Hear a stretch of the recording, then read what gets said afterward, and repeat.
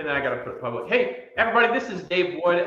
We apologize. We had a link that we were on before, and we were having issues with my sound. And so I'm hoping that we've solved the issue. I hope that you can hear us okay now.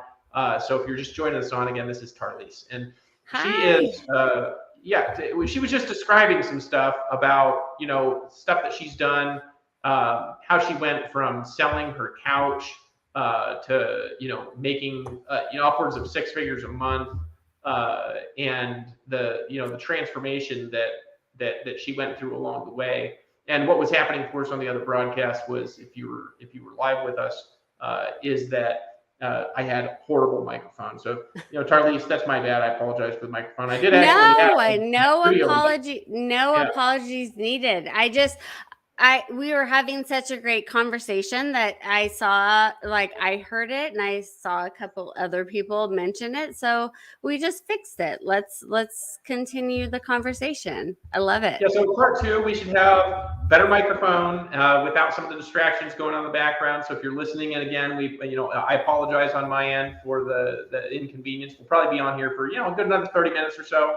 But we were just talking, Tarlise, about this transformation where you sold your mattress, and then you went out and you treated your business like a job, working from 9 to 5 on it. And then you got all the way up to where you were making 6 figures in a single month, hitting the very pinnacle of success. So tell me how you went through this transition, because this is where we were just talking, and I really want to know how you did that and get into some detail behind that, because I think people need to hear it. Yeah. So I'm so glad that we can have this conversation, because, at the beginning, I had a vision, or I had a goal, and I put up this thing on my vision board and I knew what I wanted. But at the end of the day, I realized I had to have an actual plan for it. And so I set up this wall in my room that was a literal chalkboard.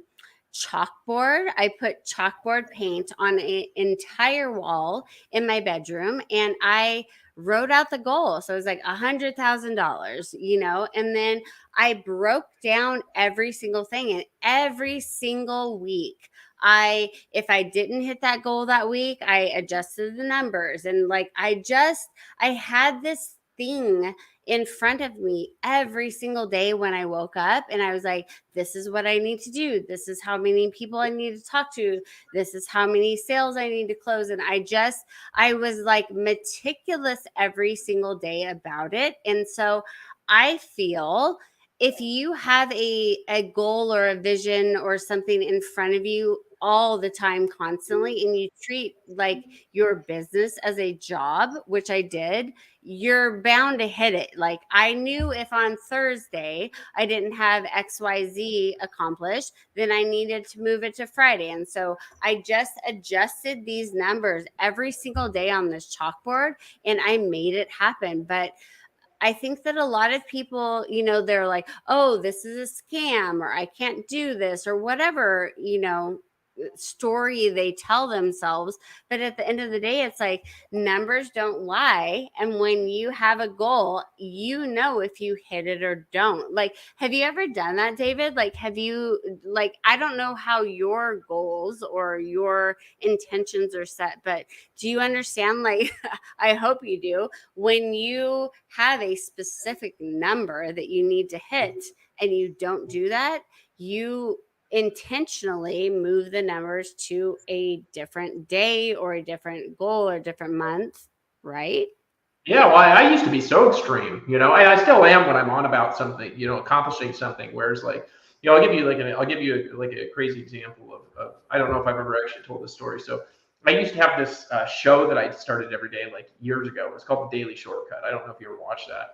But it was something I ran for a while, where every day I was making like a 10-minute video, and I scripted it. I had teleprompters, I had a video team edited and stuff like that. I was so extreme about getting that show done that one day my computer broke at like 9 o'clock at night, and I hadn't done it yet. And I stayed up all night trying to get a new computer. And when I couldn't, I literally flew one of my employees down from the United States with a new Mac, just so I could, Of course you did. Yeah, I totally did. Yeah, I flew an employee down from Florida, Bonnie Skipstead, with a new MacBook Pro, just so I could do my episodes on the show, because I was having a hard time getting access to the right technology in Costa Rica. So like, I think that if you are really serious about something, you just treat it totally differently than Totally.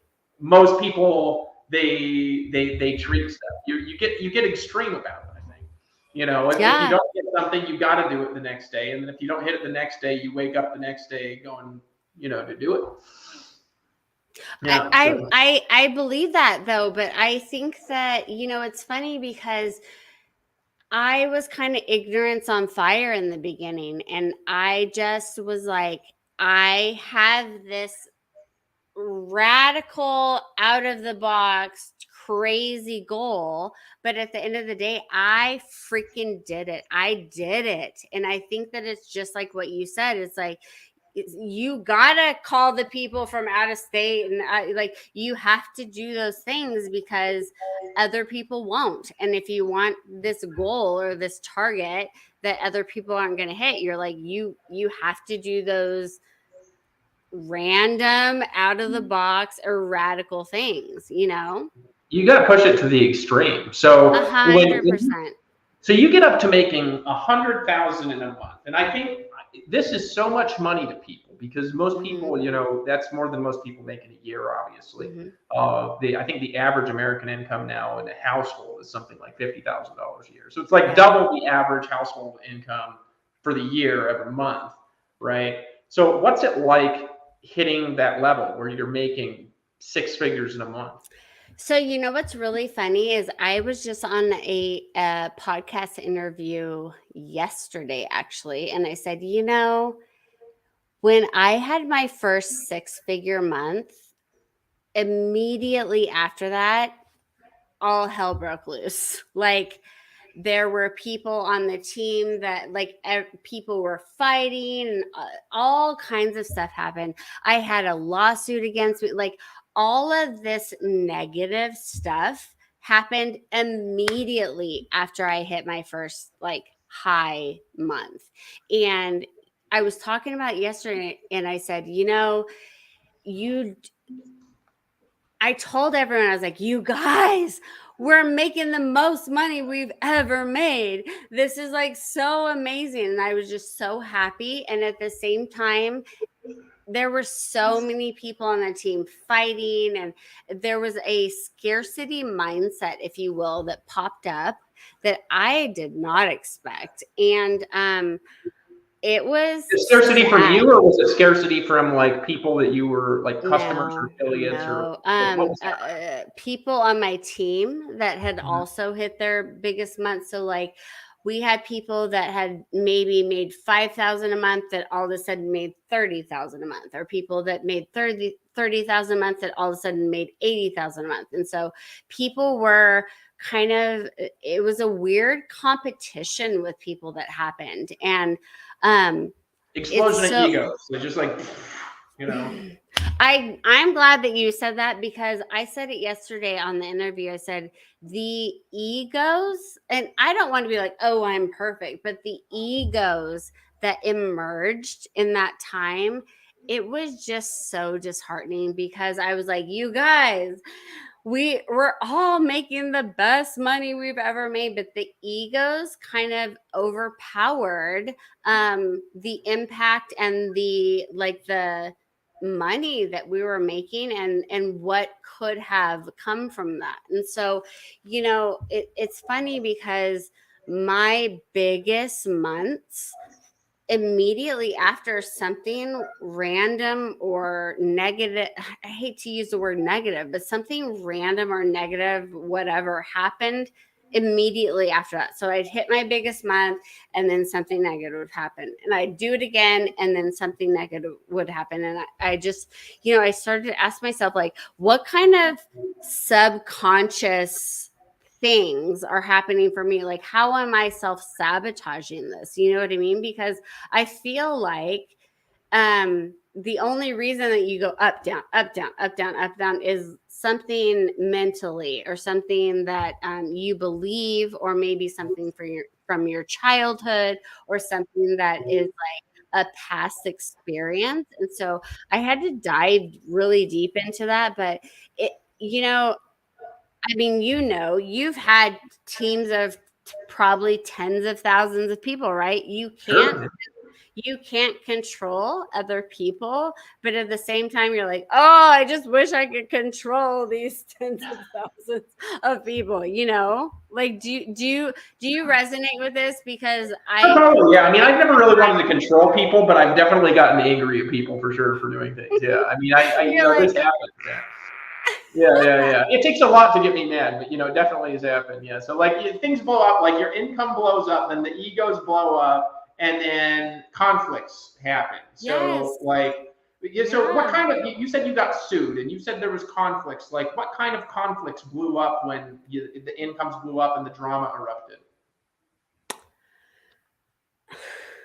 So I won't name any companies, obviously, but I um I opened the door, or I heard a knock on the door one day, and I opened the door, and it was I was being served. I was being served legal paperwork, and it was literally like a phone book. And for those of you that are not young, we used to have to, get our contacts in a phone book, but it was literally like a phone book, and it was all the stuff I'd said online. Charlie said this, Charlie said that, highlights, circles, all Really? this stuff.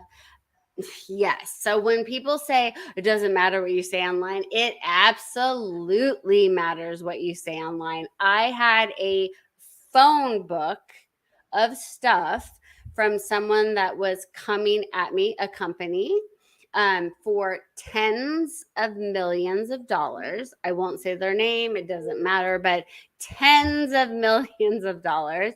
And they had all of the things that I had said on Facebook and my posts that they were suing my partner and I for. And it sucked Wow. because I was the number one female. I was the number one, quote unquote, female affiliate for that company in 11 years. So no one had done the numbers that I had done in a decade. Like I'd done so much for that company, and they did not like something that my partner had said online, and so they decided to sue us, and for tens of millions of dollars. And when I was going through the pages, I was just like, what? Like, I've done so much. I was the number one person for you, and we've done so much, and we brought all these people, but it was hard. But at the end of the day, I just learned, like, I learned so much about myself. I learned so much about community. I learned so much about communication. I learned so much about like not buying into the drama, which I did during that time. I was so committed to he said and she said and all the drama. And I realized, like, Charlize, you need to focus on your business. Like, none of this other stuff matters. And if I would have just focused on the business and the building and the community and the customers, I don't think I would have been in that situation. You know what I mean? Well, I can get really difficult. So when drama is erupting, and things are going wrong, it can be hard to focus on the business. I It think was. it's easy to say that. It's easy to say, oh, if I just focused on the business, but like when it's like, it's like if you're cooking dinner and then all of a sudden bombs start exploding outside of your house, it's hard to keep cooking dinner. You know what I mean? Yeah. So you got through it, I think. The But hardest part was, like, and I'm not going to mention the websites or names, but I'm sure you know who they are. The MLM tabloid blogs and websites, they had a heyday with me and my partner of like, saying everything. And so it was hard to have, I don't know many people that have hit like 6 figures in a month in network marketing. And then literally the next month, it's like all of these MLM tabloids were saying how horrible we were and what we did. And there's a outcry of their team, and like they leached onto it, and it sucked, man. I mean, I'm sure that it's like you've done so many amazing things and built companies and teams that like people would wish for. And at the same time, you've also had people I know that have like belittled you and talked negatively about you and said horrible things. And I mean, for me, it was just like, that's not really true, actually, And so it's disheartening. And I don't know. That's just all I can say is like, at the end of the day, I just wanted to be like, no, I still love this industry. I think there's great people. I believe in the products that I sell and, XYZ, but I mean, have you felt that way? Because I felt like, man, I've been at the top of the top, and I have also been like under the bus. Or like, when there's like, oh, people drove over me. I'm like, no, I'm like under the bus. People are like bumping over me, driving over me because I've just been dragged through the mud as well. Yeah. Well, that could be a serious thing. I think that if more people are honest about this, because this happens to a lot of us, not just for me. I mean, what happened with me is just it was like a different level. But I think that this happens to a lot of people, not just a few. Mm-hmm. Right? Like if you ever start making a lot of money, right? Then if you had like this many enemies when you were making this much money, then you get smarter enemies. You get richer enemies. You get more influential enemies.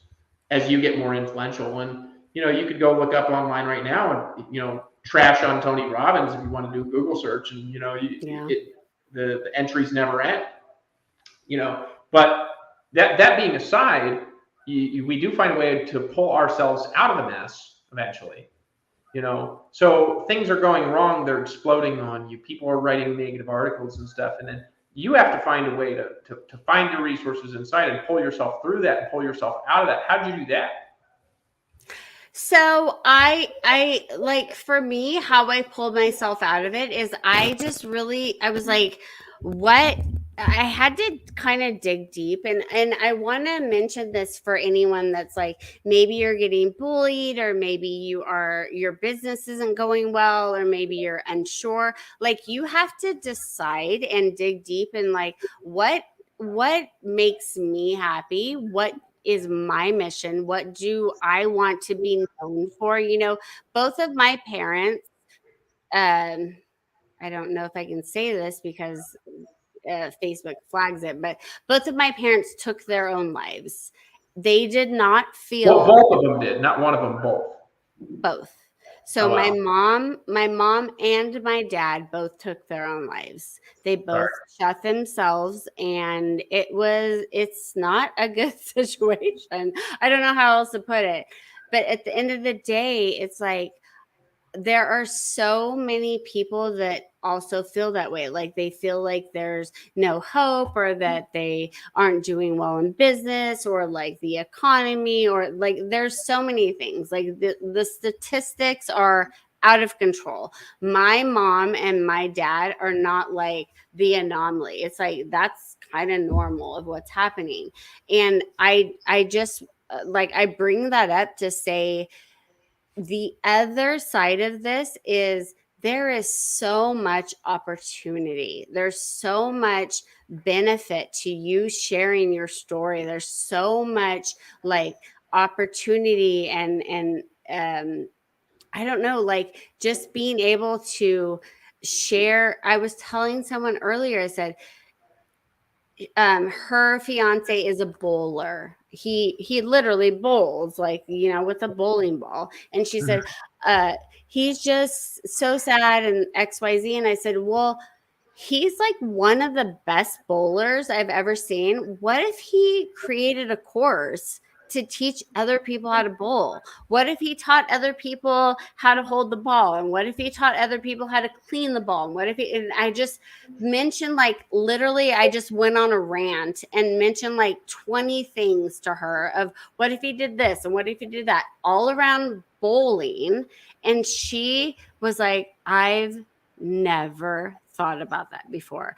And there's so many people in the league every week that are like, he's the best, he's great, oh my gosh, I wish I knew this. And like, they put him on a pedestal, but at the same time, he doesn't know his worth or feel his worth. And so I said, if he, who's already being put on a pedestal by so many people, just share the basics of what he was doing, it could change not only his life, but a lot of other people's lives. And I think that sometimes, like, someone's a great baker, or someone, is great at taking care of children, like childcare, and they don't realize, like, you could create a freaking course or information, a freebie, anything, whatever you decide, around the thing that you love. Yet so many people are feeling down and upset and burdened by their life, but their actual life and the things that they've been able to just thrive through and make it through and be successful at, other people would pay them for that. Someone will pay you to learn how to bowl better. Someone will pay you to learn how to, be better at childcare. Someone will pay you to learn how to cook and make a meal plan. And so I just, I brought that up this week to her, but it got me thinking of, like, there are so many things that we just do on a day-to-day, even though we're in our own minds and even though we're not feeling confident about it, that could change so many lives. Like, Oh don't you yeah. feel like that? It's like, think about the things that you and I know that we're like, oh my gosh, if I just taught someone this, they could go on and either change lives or make money or build a list, or, like, there's just, it's a lot. And I think that people that aren't in the internet marketing space, quote unquote, or like social media space, I don't think that they realize the um talents that they have, honestly.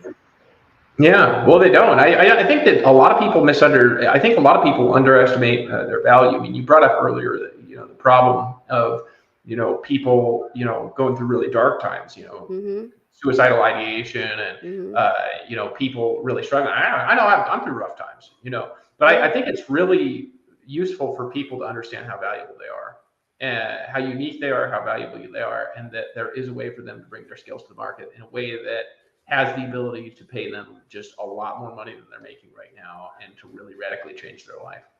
I agree. And I think that there's a lot of people that don't even know that maybe the options out there, so they are Not a clue. um Yeah. I saw a live stream earlier today, and a super successful person, like 10 figure, like, yeah, he's making multiple millions. But he was saying that he was in a doctor's office and he pulled up in his Lamborghini, and a kid was like, oh, I love that car. And his mom said, well, you're not going to get that car, you have to work a long time for that. And he said, it broke my heart, because I realized, like, I understand that that's what she feels and she believes because of how she was brought up, but at the end of the day, that's not true, And so she's telling her child, you got to do XYZ. And he's like, well,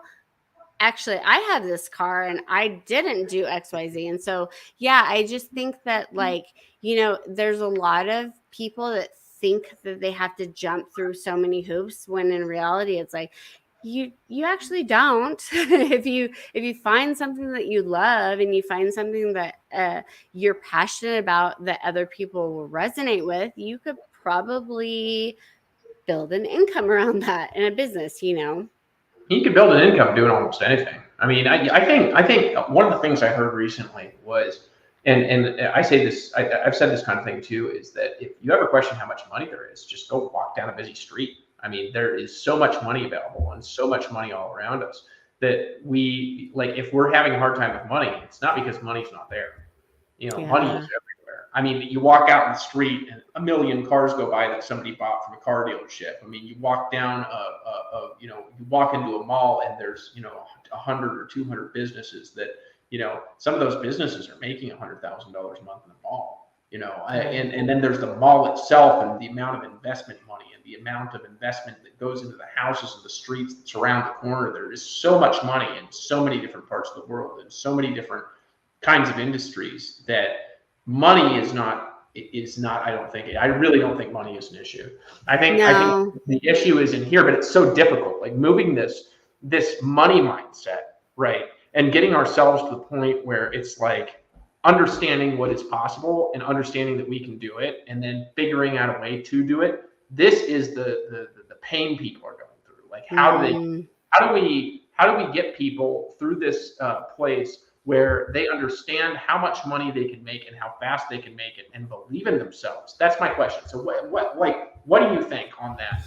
So I don't know if you did follow Bob Proctor before he passed away, but he talks about a paradigm shift. And I truly believe that a lot of us were raised or were brought up with a paradigm shift, just as that mom was saying, of like, you have to work X amount of hours. And like my parents, I know they're passed away, so I'm not talking negatively about them, but both of my parents genuinely, in their paradigm, believed that you had to work X amount of hours to make X amount of money. You had to save for X amount of months to take a vacation. Like there was no like, oh, I can manifest or I can make this money in like a day or a month. They believed that you had to save for 10 months to on the 11th month go on a vacation. And now realizing and knowing and having the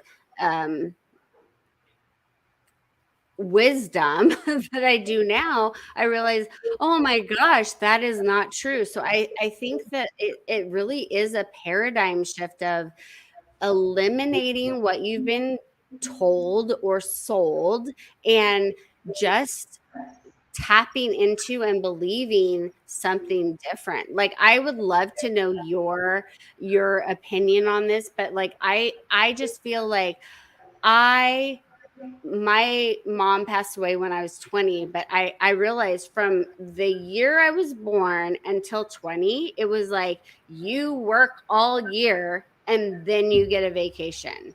Like she saved money in a shoebox. She saved money in her closet. Like she didn't put money in the bank. Like there was so much scarcity mindset that I now realize whenever I'm doing that same thing, it's not because I want to do it. It's because that's what I was told for decades. You know what I mean? Yeah, well, I didn't really grow up around scarcity, but I didn't grow up around like real deep wealth either, right? Mm-hmm. So I grew up Mm-hmm. around like upper middle class, and Yeah. my parents, I was blessed to be in a home where my parents, they're still together, they're still in love. They're like 70, 73 years old or something like that. I've never seen my parents Mm-hmm. fight ever in my life. I have never seen my parents like yell at each other a single time. And so they're still happy, and they had 7 kids. A lot of those kids have kids, so we get together for a family reunion. There's like 40 of us, or something like that now. So but the one thing is that my dad had a good mindset, but my dad was he worked for the state, so I had to transition myself into an entrepreneur and also realize how powerful of an entrepreneur that I am, Yeah. and realize that ultimately at the end of the day, that that at one point in your life, you've got to stop only looking up to the leaders around you. That's okay to look up to the leaders around you, but at one point in your life, you've got to decide that you are going to be the leader, and you're going to be the one that is going to lead the people. And when you do that, everything can change like this, right? I don't think it takes a long time for people to change. I think that what takes a long time is for us to get over our bullshit to the point where we can change, because the change itself happens very quickly, I think. You know, where we just realize that no, like you can make 10 times this money right now. You know, like tomorrow you could wake up and you could make a lot more money than you've made yesterday. You know, next month you could make twice as much as you've ever made in a month. You know, 3 times as much, 5 times as much. And I think people just need to go through that. And I don't know if there's a way to speed that process up for them, because maybe it's just supposed to happen to them at a certain time, you know. Yeah, it's so interesting too, because, like I was saying, like, both my parents passed away and all this stuff happened to me. And I'm like, but is that maybe just part of the plan? Like you said, like, is that just maybe something that was meant to happen so that I could become the person I am and be able to teach others? And like, so I resonate when you say that, because it's like, was this maybe just part of the plan? I don't know.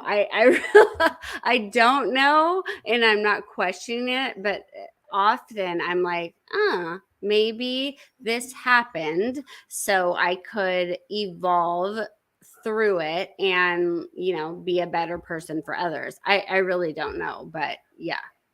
Yeah, I think we go through everything for a reason, I think so. I think that sometimes that's hard to think about when you're going through something. Right, you're like, what the heck? You're going through, like, if you're going through, like, you're I'm sure that people in the military don't think, oh, I'm here for a reason, when they're hiding behind a wall getting shot at or something like that. But ultimately, I think that when we look back in our lives, when I look back in my life and I look at the stuff that I've been through, some of it I have no idea why that happened. There's some stuff that happened to me and I'm like, why the heck did that happen? But I think that there will be some point in my life where I'm on a stage in front of 100,000 or 250,000 people or something like this. And then I look back at some of the stuff that happened and I say, duh, of course. So I do want, this might be uncomfortable, but I do want to bring this up of, like, you and I both have had some not so comfortable things pop up for us, or maybe like not cool media stuff, or not cool, like, just situations where we're like, that is not ideal. I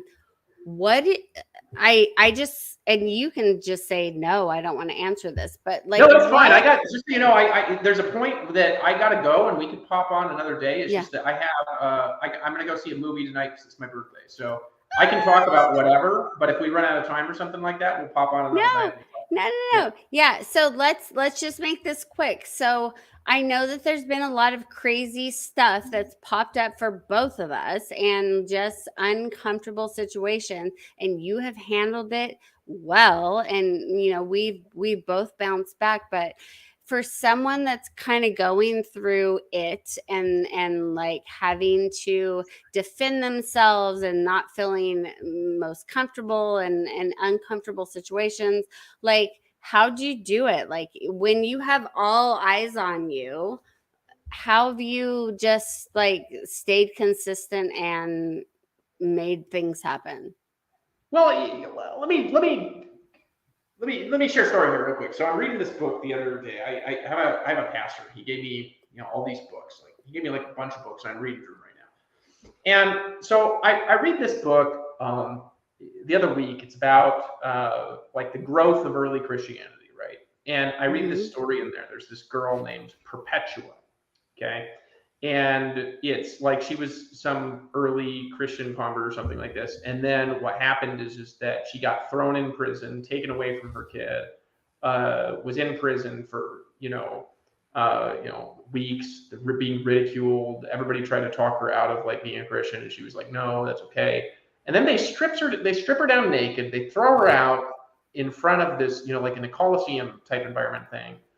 with a bunch of wild animals that tear her to pieces, dragging her along the floor. And then after that, as she's screaming in agony, they lop off her head. Mm-hmm. Right.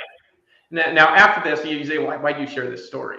Well, when I read stuff like that, right, what I think to myself is nothing I've been through is really that bad, right? Like, no matter what we're going through, right, there are people that have been through things that are so much worse than anything that we have been through. I think that that's the biggest realization I have that can help you to handle stuff that's rough, right? Like, no matter what it is that you're going through, you have not been thrown into like a den of wild lions and been torn limb from limb. You could probably see, you probably have all of your limbs. I know people that don't have all of their limbs. There's people that are in wheelchairs and they can't move. And so I think the realization that what we've been through, it's not really that bad, right? Yeah. It might have been dramatic for us. Maybe afterwards we went through times of, I know I've gone through times of suicidal ideation, from stuff that's happened to me. And eventually I just kind of like plowed through it. You know what I mean? And then I got to a point where it just didn't happen anymore. And it kind of got erased from my brain. And now it's like, I think back that was an issue. And I'm like, what the heck? That was a dark space to be in the mind.